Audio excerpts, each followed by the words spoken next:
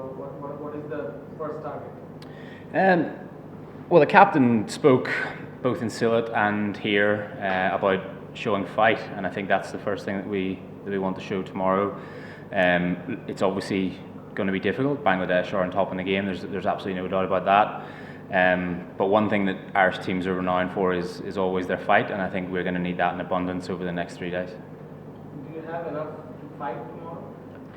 Do we have enough what? Enough wickets to push for not to follow the ball. Well, the first job is for these. The two guys that are batting at the minute are proper batsmen. Really, really good batters. So, we'll be backing them to.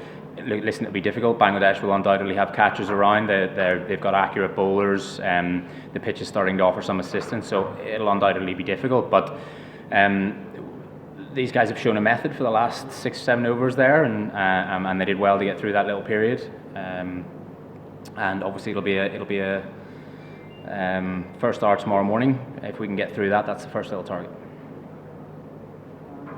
Well, was it that difficult? 98 for 5. Obviously, ball is starting, but was it that difficult? I think it is obviously difficult. As I said there, the Bangladesh spinners are accurate and very experienced. Used the crease well and dragged our batters around the crease. And 98 for 5.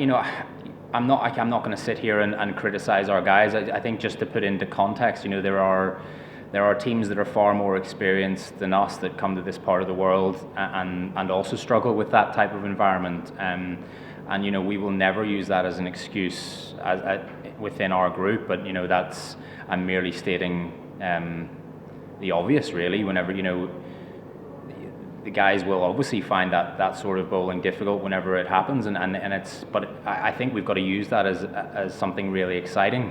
And I alluded there that our teams are always renowned for the fight and the passion that they show, and there will still be a lot of belief in the dressing room and certainly from the coaches that the guys are good players, and we're backing them to go out there tomorrow and show that. But I think I'm not gonna stand up here and sit up here and criticize anything that our guys do here, really, to be honest, because their backs are against the walls, and like I said, we will never use that as an excuse within the group, but it is reality. In the morning, ball was also turning, but how little played some viewer slips and down the wicket shots. Do you think Ireland batsmen can learn from him attacking the bowlers? Look, he's obviously come in, and it's a very different period of the game whenever he's batting.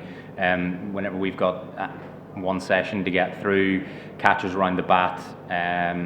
But look, we've just had a brief chat there with the captain about how he wants to go about things for the remainder of the Test match, and I've no doubt that guys will be thinking about it overnight. And as I said there, we'll be backing them to go out there and do a good job for us.